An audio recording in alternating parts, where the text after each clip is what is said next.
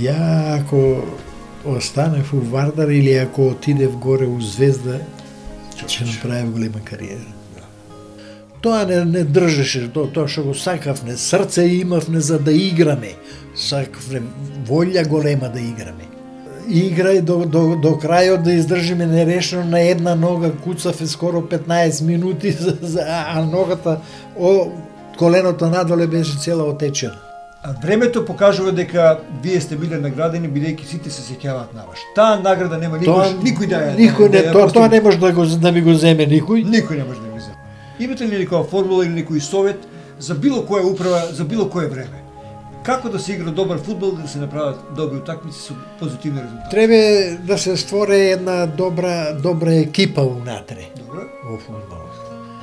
Еден спој на тие што ќе го водат клубот и тие што ќе играат во клубот.